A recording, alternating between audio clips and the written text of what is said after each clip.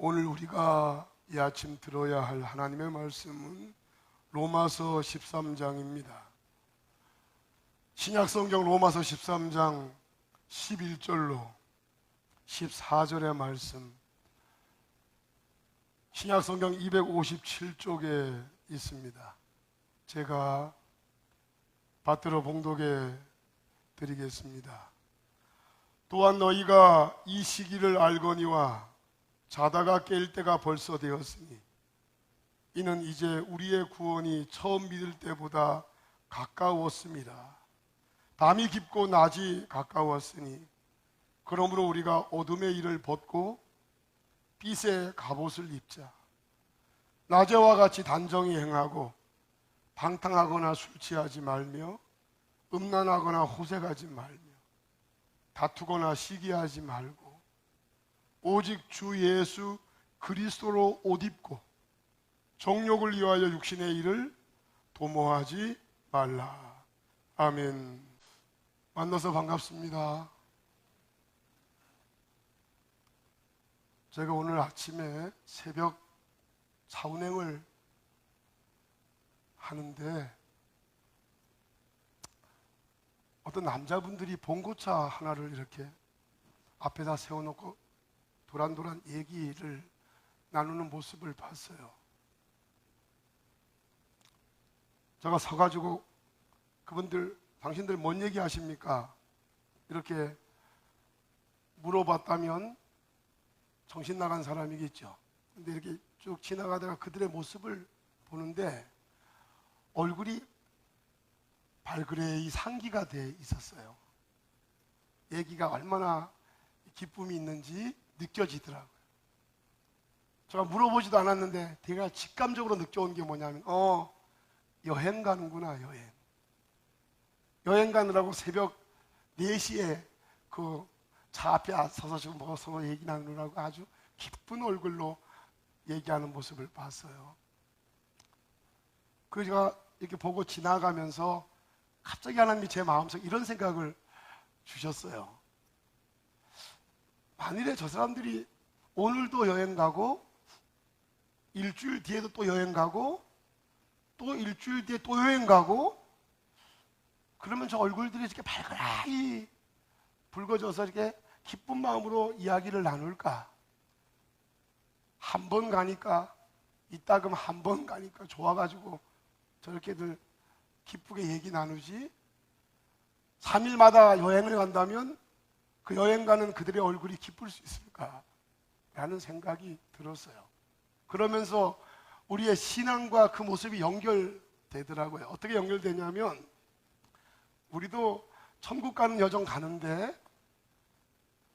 똑같은 말씀 반복적으로 듣고 이 믿음의 길을 걸어가는데 10년, 20년을 이렇게 기쁨 가운데 달려온다는 것 자체가 매일매일 기도하면서 이거 불가능한 일이겠다. 여행도 매일마다 여행 가면 정말 어려워서 도저히 못 갈 것 같은데 우리는 천국 가는 여정을 걸어가는 이 여정 속에 우리가 10년, 20년을 한결같은 마음으로 발그레한 얼굴을 띠면서 기쁜 모습을 띠면서 믿음의 길을 간다는 것, 이거 사람의 힘으로는 되겠다 안 되겠다? 안 되겠구나. 이건 정말 성령이 도와주셔야 되겠구나라는 생각, 제가 그들 모습을 보면서 문득 스쳐 지나갔습니다. 우리는 로마서 12장부터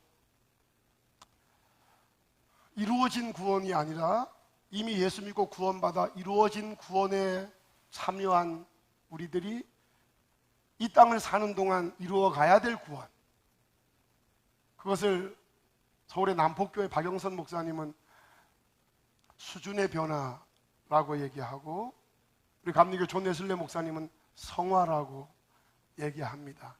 이루어가는 구원, 이 땅에서 예수 닮아가고 예수를 보여주는 삶, 그게 이루어가는 구원인 줄로 믿습니다. 여러분은 이미 예수를 구주로 영접해서 이루어진 구원, 신분이 변화된 구원은 받았지만 이 땅을 사는 동안 여러분과 저는 이루어가는 구원을 잘 살아내야 될 줄로 믿습니다. 이루어가는 구원의 목적지는 어디라고 제가 말씀드렸습니까? 그것은 사랑입니다. 사랑이 이루어가는 구원의 최종 목적지입니다. 사람 대신 하나님의 십자가 대속의 사랑이 인류의 죄값을 완불하셨습니다. 성령께서 가고 오는 세대에 그 복음을 전하고 듣게 하셨습니다. 우리는 그 복음을 듣고 예수를 영접하고 신분이 변화되고 하나님의 의에 이른 자들이 돼서 지금 떠나도 천국 갈 수 있는 복을 받은 줄로 확신하시면 우리 한번 아멘 합시다. 그때 예수를 구주로 영접하게 됐을 때 우리는 회개하고 믿음으로 개인이 죄사함을 받아 하나님의 자녀로 출생하는 개인적 구원을 우리 모두 다 받고 오늘 이 자리에 예배자로 서게 된 것입니다. 개인적 구원은 예수를 나의 구주로 영접할 때 받는 구원입니다. 그 개인적 구원까지 이르지 못하면 구원은 완성된 것이 아닙니다.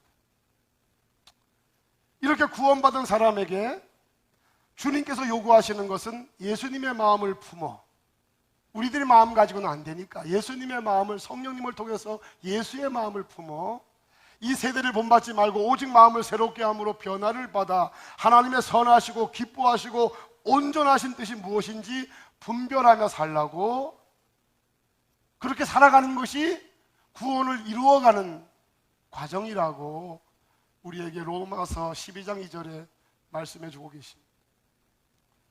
오늘 본문 말씀대로라면 주님 만나는 날, 재림하시는 그날, 우리가 이 땅을 떠나는 그날이 가까이 올수록 밤은 깊어가고, 우리는 밤이 깊어가지만 어디에 속한 사람답게, 오늘 본문에 보니까 낮에 속한 사람답게 살아가라고 그렇게 말씀합니다. 세상은 밤이지만 우리는 낮에 속한 사람답게 살아야 된다고 하십니다. 그러기 위해 우리가 마음에 담고 살아야 하는 것은 점점 그날이 우리에게 다가오고 있다는 생각 놓쳐서는 안 됩니다. 여기 젊은 사람들, 연세 드신 분들 가릴 것 없이 우리에게는 그날이 점점 가까이 다가오고 있습니다. 신실하신 하나님의 약속은 어기는 법이 없습니다. 때가 차면 그분은 당신의 약속을 반드시 이루어내실 것입니다. 떠나실 때 이 모습 이대로 구름 타고 공중에 재림하실 것이라고 우리에게 약속하신 대로 우리 주님은 오실 것입니다. 부정할 수 없는 명백한 사실은 주님이 재림을 하시든 아니면 우리가 개인적으로 이 땅을 떠나든 그날은 다가온다는 것입니다. 오늘보다 내일 점점 그날은 다가옵니다. 우리는 태어나면서부터 이 땅을 떠날 때까지 우리는 종말을 향해서, 떠나는 그날을 향해서 가고 있는 줄도 모릅니다. 우리는 주님 만나는 날이 점점 다가오고 있다는 이 생각을 항상 가지고 살아가는 신앙을 바로 종말신앙이라고 얘기합니다. 언제 주님을 만날지 모르고 그날은 다가오고 있다. 어제보다 오늘 다가오고 있고 내일 또 다가오고 있을 거라고 하는 그런 믿음을 가지고 신앙생활을 하는 것을 종말신앙이라고 합니다. 이 종말신앙은 순기능이 있습니다. 아주 좋은 영향이 우리에게 임하게 됩니다. 그것이 뭐냐면 정신을 차리게 합니다. 막 정신없이 막 살던 사람들이 주님 오실 날이 가까이 오고 내가 떠날 날이 가까이 다가온다는 종말신앙을 갖게 되면 정신을 차리게 됩니다. 그리고 하나님의 뜻대로 사는 삶에 큰 관심들을 가질 수 있습니다. 종말신앙은 그런 순기능이 있습니다. 현실에 안주하여 영적 나태함에 빠지거나 교만해지는 것을 종말신앙은 사실은 막아줍니다. 주님이 곧 오실 날이 가까이 왔다, 내가 주님 앞에 갈 날이 다가오고 있다라고 하는 이 종말신앙은 영적 나태함으로부터 우리를 보호해주는 그런 좋은 영향력이 있습니다. 이런 영향을 잘 받고 달려갔던 교회가 우리가 오후에 만나고 있는 데살로니가 교회였습니다. 예수님께서는 등불을 들고 기다리는 신부의 친구들에 대한 이야기를 마태복음 25장에 하고 있는 것을 여러분들은 알 것입니다. 처음에는 10처녀 모두 다 신랑을 맞을 준비에 들떠 있었습니다. 10명이 처음 신랑을 맞이하려고 등불을 준비할 때는 10명의 처녀 모두 다 마음이 다르지 않았습니다. 신랑을 맞이해야지 라는 들뜬 마음으로 등불을 준비했었습니다. 그런데 생각한 시간에 이쯤 되면 신랑이 오셔야 되는데 라고 기다렸는데 그 시간대에 우리처럼 신랑이 오지를 않는 것입니다. 여러분도 예전에 신랑 되신 주님 오실 거라고 기대하면서 하루하루 믿음 생활 열심히 했던 순간들이 있었을 것입니다. 가슴 설레면서 이 땅에서는 고난이 많고 힘든 일도 많지만 주님이 오시는 그날 이 모든 게 다 보상될 거라고 하는 기대감을 가지고 그날을 기다리던 순간들이 여러분에게 있었을 것입니다.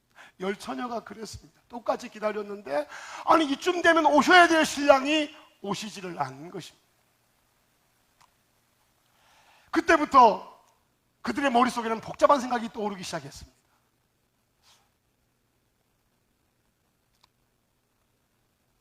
하지만 변하지 않는 사실은 신랑이 분명히 온다는 것이고 그때 등불이 켜져 있어야 된다는 것입니다. 신랑은 오실 거고 오실 때 등불은 켜져 있어야 된다. 이게 아주 분명한 사실입니다. 그리고 또 확실한 것은 그 시간은 점점 늦어지고 있지만 안 오는 것 같이 보이지만 사실은 점점 다가오고 있다는 사실, 이것은 부정할 수가 없습니다. 요즘 사람의 능력이 너무 대단해서 주님 오실 필요가 없고 이 땅에 우리 인간들이 천국을 만들면 되지라고 얘기하는 그런 시대를 우리가 살고 있지만 그래도 우리는 그날은 지금 다가오고 있습니다. 그런데 시간의 흐름 속에서 문제가 생겼습니다. 처음에는 기름들이 다 있었는데 시간이 자꾸 흘러가는 중에 기름이 떨어지는 일이 벌어지기 시작한 겁니다. 사람마다 차이가 있습니다. 우리들도 차이가 있습니다. 시간 속에서 서로 바뀌기도 합니다.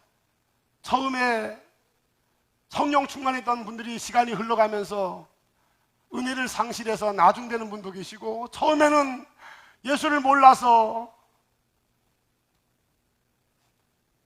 긴가민가한 마음으로 신앙생활 하던 분이 나중에 은혜를 충만히 받고 기름이 넉넉해져서 처음 된 자가 되는 그런 일들이 성도들 사이에 벌어지고 있습니다. 이런 문제 때문에 우리는 항상 기름 준비를 넉넉히 해야 됩니다. 왜? 오실 날은 다가오고 있고 기름은 떨어질 수 있으니까 기름 준비를 사실은 넉넉히 해야 됩니다.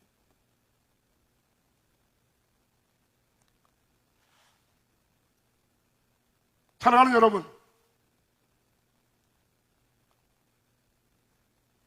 기름 준비를 어떻게 하는 것입니까?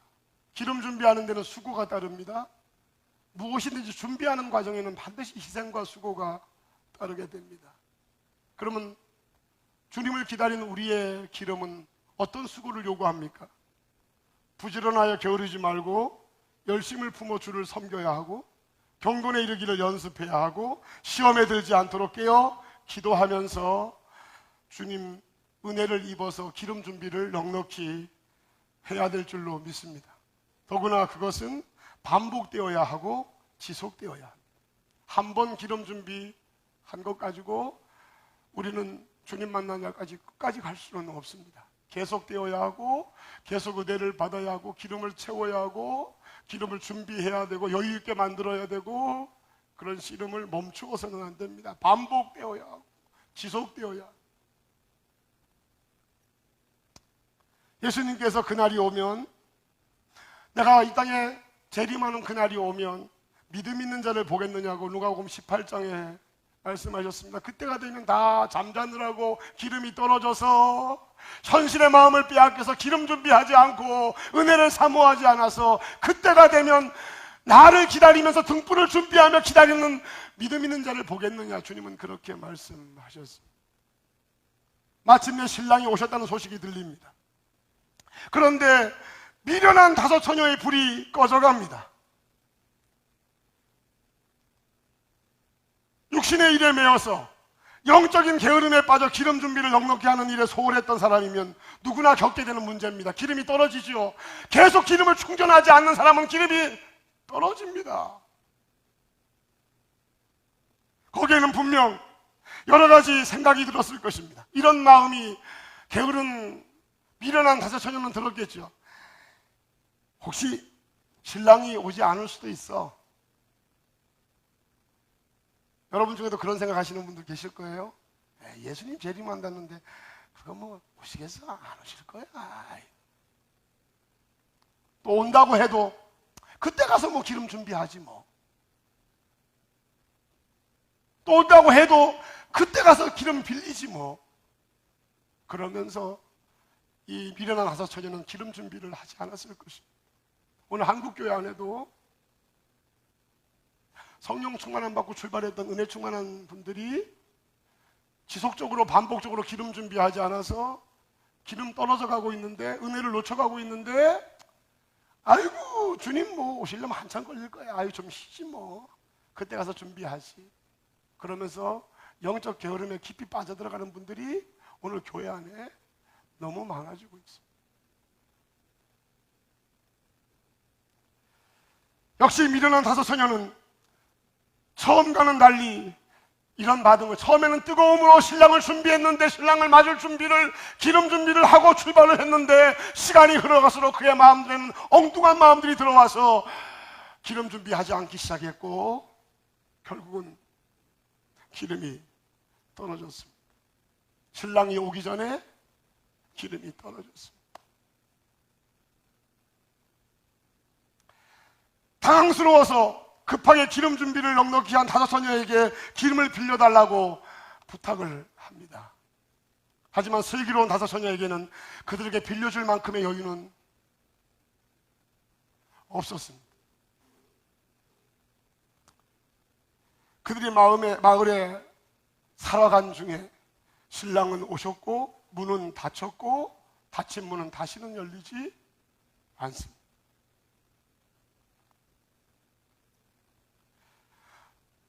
밤이 깊어진다는 것은, 제약의 어둠이 깊어진다는 것은 그만큼 낮이 가까이 다가오고 있다는 얘기입니다. 지금은 밤입니다. 영적인 어둠의 밤입니다. 어디 가서 영적인 얘기 하기가 어렵습니다. 어디 가서 예수님 전하기가 쉽지 않습니다. 그거는 덜 떨어진 사람으로 취급받고 현실에 맞지 않는 사람으로 취급받고 무시당하는 시대적인 흐름이 우리를 지배하고 있습니다. 점점 세상은 어두워져 갑니다. 어둠이 깊어만 갑니다. 예수를 가슴에 모셨던 분들도 다 포기해버리고 현실에 맞춰 살아가려고 합니다. 밤은 점점 깊어갑니다. 밤이 깊어간다는 말은 낮이 점점 다가오고 있다는 말입니다. 제약의 밤이 깊어질수록 낮은 다가옵니다. 예수님 다시 오실 날이 점점 다가오는 것입니다. 밤이 깊어갈 때 여전히 주님을 기다리며 사는 길은 그리 쉽지 않습니다.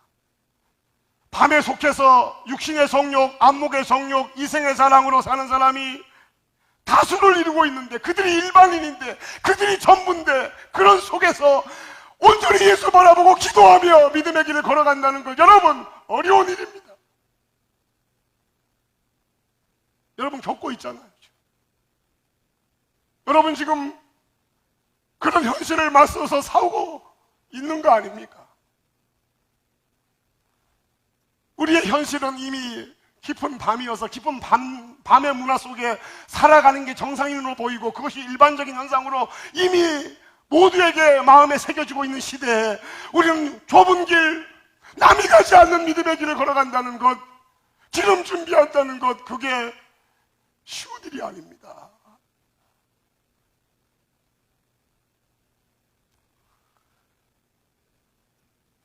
그래서 주님은 우리에게 은혜의 수단에 힘써 예배와 기도와 찬양과 말씀에 힘써 성령 충만해야 된다고 우리에게, 밤의 시대를 살고 있는 우리에게 당부를 하시는 거예요. 은혜의 수단에 힘써라.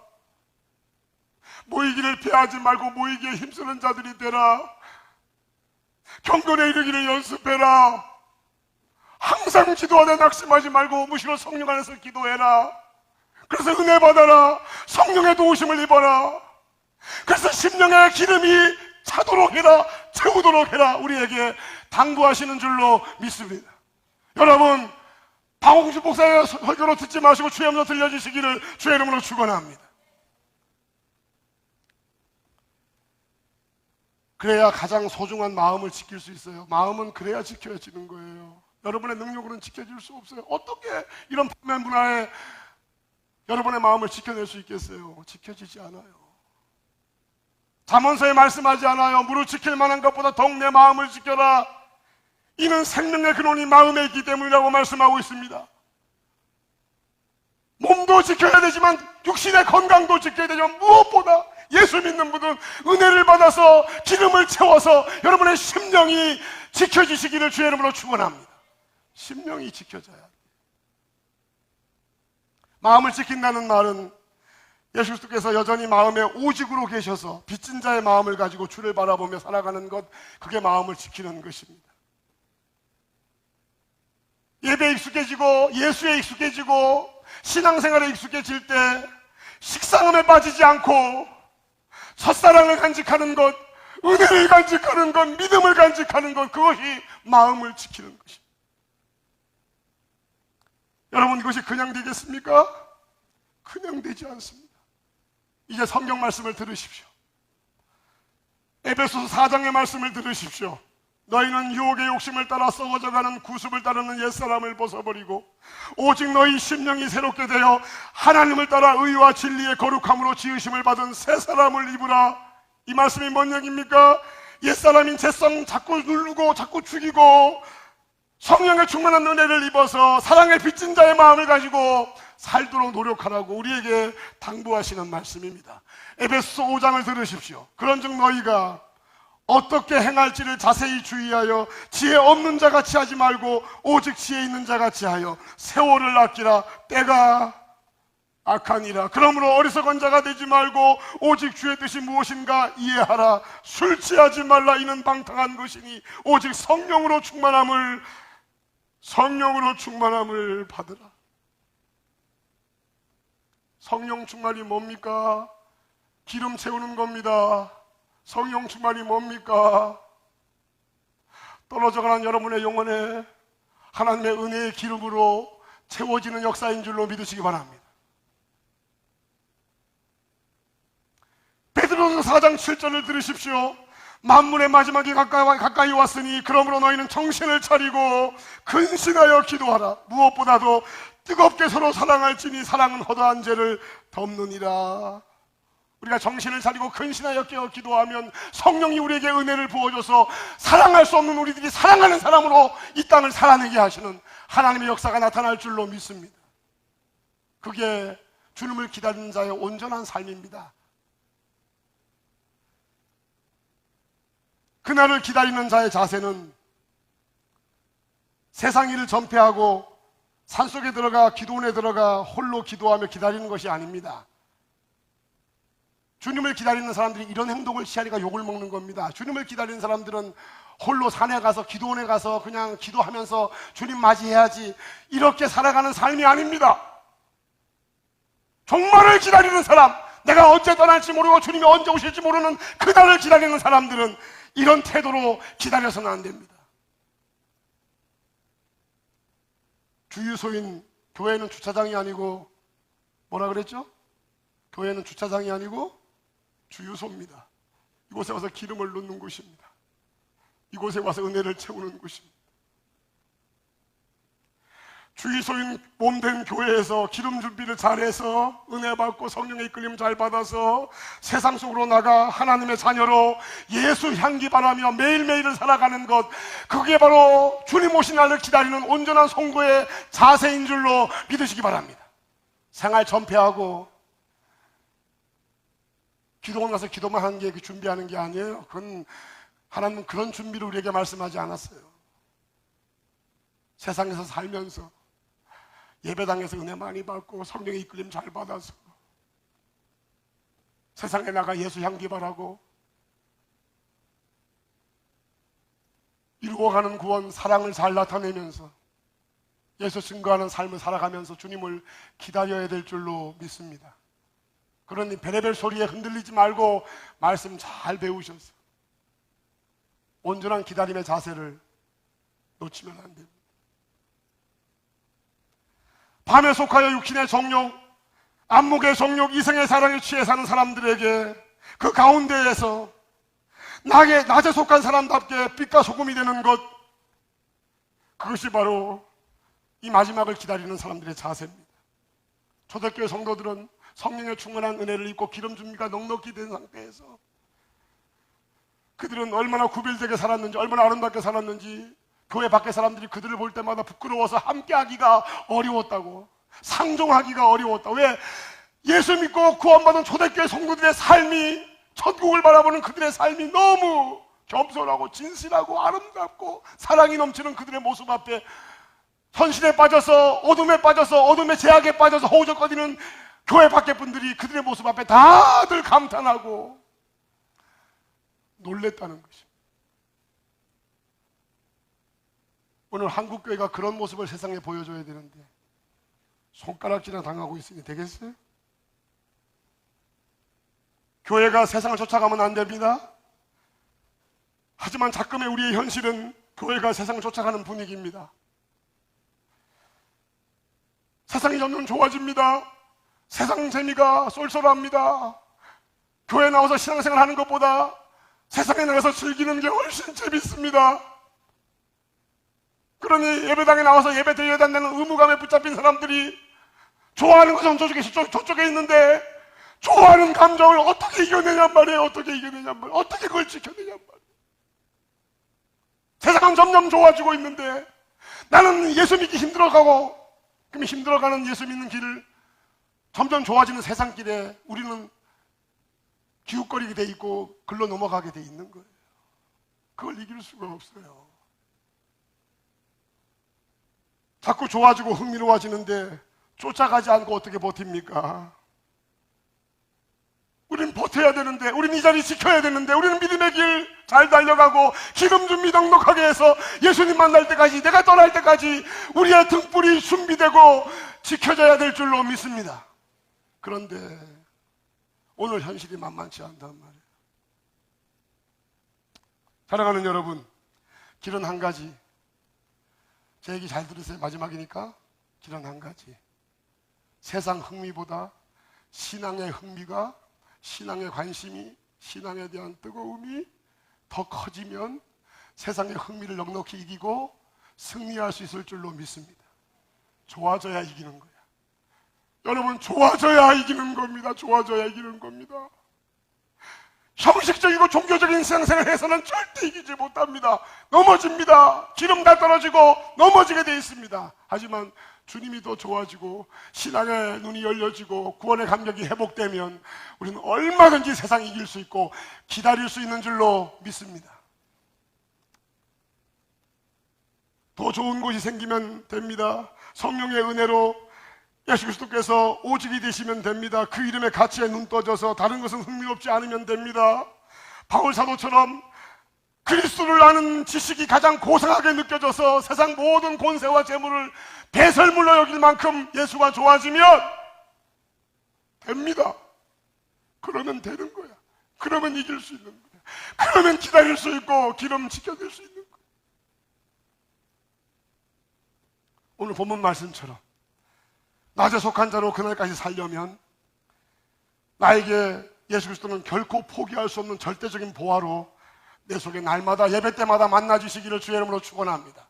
예전에 만나신 예수로만 안 됩니다. 예배 때마다 그런 주님으로 여러분 찬양할 때, 기도할 때, 말씀을 드릴 때마다 그 예수가 만나지시기를 주의 이름으로 축원합니다. 천국은 마치 밭에 감춘 보화와 같으니 사람이 이를 발견한 후 숨겨두고 기뻐하며 돌아가서 자기의 소유를 다 팔아 그 밭을 샀느니라. 여러분, 예수가 밭에 감춘 보화입니다. 그 예수를 만나는 은혜를 예배 때마다 경험하시면 여러분 다 팔아 그 예수를 붙잡으려고 씨름할 줄로 믿습니다. 그러면 이기겠지. 그러면 기름 준비할 수 있겠지. 예수가 보화라 느껴지는 은혜 예배 때마다 경험되시기를 다시 한번 주님의 이름으로 축원합니다. 경험되시기를 바랍니다. 오늘 말씀 14절을 보십시오. 자, 오늘 말씀 14절 말씀을 정리하려고 합니다. 오직 주 예수 그리스도로 옷 입고 정욕을 위하여 육신의 일을 도모하지 말라. 오직 주 예수 그리스도로 옷 입고, 그렇게 말하고 있습니다. 바울 사도가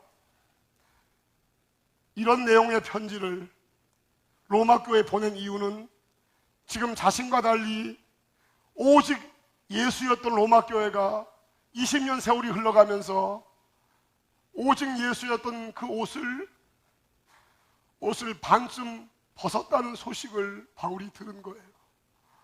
로마 교회의 예수는 가슴 떨리게 하는 예수였고, 로마 교회의 예수는 그들의 기쁨이었고, 세상 어떤 재미도 그 예수를 이겨낼 수가 없었는데, 그런 마음의 감격으로, 마음의 보화로, 마음의 생명으로 자리 잡았던 예수가 점점 희미해져서 예수로 옷 입었던 그 옷을 어느샌가 고린도 로마 교회가 벗고 있다는 소식을 바울이 전해 듣고는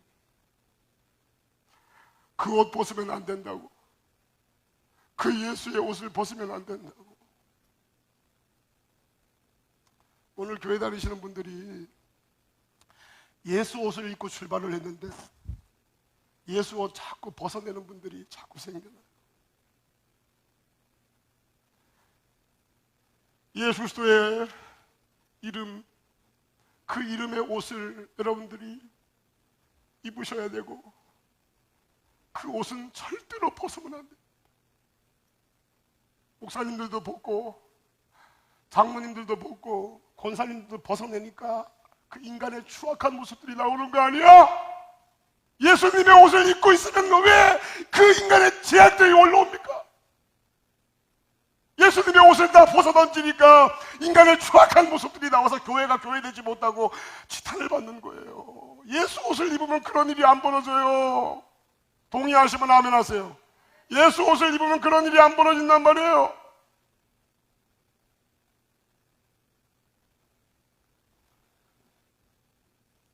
바울은 예수 옷을 벗고 있는 로마 교회에 너희들 예수 옷 벗으면 안 된다. 예수 옷 제대로 입고 정욕을 죽여라, 죄성 죽이고 그렇게 살라고.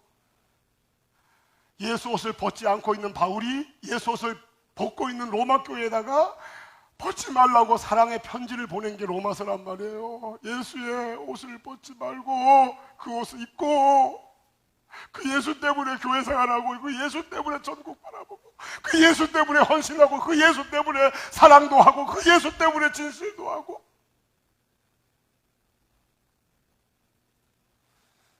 예수 옷 벗으면 소용없어요. 이 박용수 목사도 여러분 사실은 예수 옷 벗으면요, 아이고 여러분보다 못해요. 제가 예수 옷 입고 여러분 앞에 서니까 서는 거지. 여러분, 지금 바울 사도 때보다 주님 오실 날이 훨씬 가까이 다가오고 있습니다. 그러니 여러분 시험에 들지 않도록 깨어 기도함으로 예수 그리스도의 옷을 반쯤 벗으신 분들이 계시면 빨리 제대로 입으십시오. 내가 요즘 예수님에 대한 마음도 별로 없고, 예배 드려도 마음이 동요되는 것도 없고, 흥미도 점점 떨어지고, 세상은 점점 좋아지고, 몸은 예배당에 왔지만 예수님 때문에 맛봤던 기쁨과 감사도 찾아볼 길이 없고, 이럴 바에는 옷 다 벗어 던져야 되겠다 하면서 옷을 벗어 던지려고 했던 분들, 제가 부탁드리는데 그 옷 다시 챙겨 입으십시오.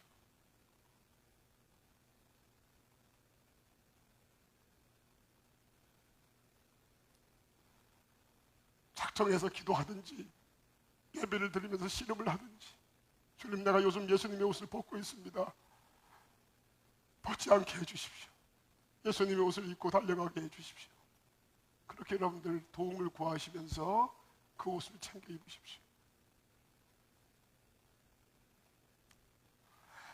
잘 입고 계신 분들, 어제도 오늘도 10년 전에도 10년이 지난 지금도 여전히 예수님 때문에 울고, 예수님 때문에 기뻐하고, 예수님 때문에 감사가 넘치고, 예수님 때문에 어떤 어려움이 와도 다 감내할 수 있고, 그렇게 예수 옷을 잘 입고 사시는 분들 부탁드리는데 더욱 힘써 그 옷이 벗어지지 않도록 은혜 받는 일에 더욱 힘쓰시기를 주의 이름으로 축원합니다. 더 힘쓰셔야 됩니다. 언제 그게 또 벗어질지 모르니까 늘 조심하세요. 목사인 저도 늘 조심하면서 살고 있거든요. 그래서 이 세대를 본받지 말고 오직 마음을 새롭게 함으로 변화를 받아 낮에 속한 사람과 같이 단정히 행하는 그리스도인들을 되시기를. 그래서 언제 주님 신랑이 오시든 여러분 기름 준비 넉넉지 않은 모습을 가지고 예수 옷을 입고 주님 맞이하실 수 있기를 주님의 이름으로 축원합니다. 우리 한번 그날이 도적같이 찬양 함께 하고 기도하려고 합니다. 여러분 다 아시는 찬양입니다. 이 찬양 부를 때 주님 예수 옷 입고 성령 충만한 은혜를 입어서 예수가 좋아 구원받은 게 감사해서 세상 어떤 것도 그것보다 흥미롭지 않은 그런 믿음을 가지고 살다가 언제 주님 만날지 모르지만 그때 넉넉한 기름 준비를 해가지고 등불을 가지고 주님 맞이하게 해달라고, 우리 그런 마음을 가지고 우리 함께 찬양하겠습니다. 하나님 아버지, 주님이 언제 오실지는 모르고 우리가 또 언제 떠날지도 모릅니다. 하지만 그날은 점점 다가오는 건 분명하고 주님의 말씀은 어김이 없으니 그때는 이루어질 줄로 압니다. 우리가 그날까지 우리가 개인적인 종말을 받든지 시대적인 종말을 받든지 그때까지 분명한 것은 우리가 기름 준비를 넉넉히 해야 된다는 것입니다. 예수 옷을 벗지 말아야 된다는 것입니다. 오늘 한국교회 상황은 예수 옷 벗는 분들이 너무 많아지고 기름이 다 떨어졌는데 채우려고 하지 않고 그런 위기 상황 속에 놓여 있습니다. 오 주여, 오늘 예배한 우리 모든 성도들 가슴 속에 성령님 다시 한번 은혜를 부어주셔서 기도하는 일에 예배하는 일에 힘써서 찬송을 부르는 일에 간절한 마음으로 찬양할 때 은혜를 넘치게 부어주셔서 기름 준비를 넉넉히 하고 예수님 옷을 단단히 입고 현실에 매여 살지 아니하고 세상을 향해 빛과 소금의 역할을 감당하면서 마지막 준비를 잘 할 수 있도록 주님 도와 주시옵소서. 감사드리며 예수님의 이름으로 기도했습니다. 아멘.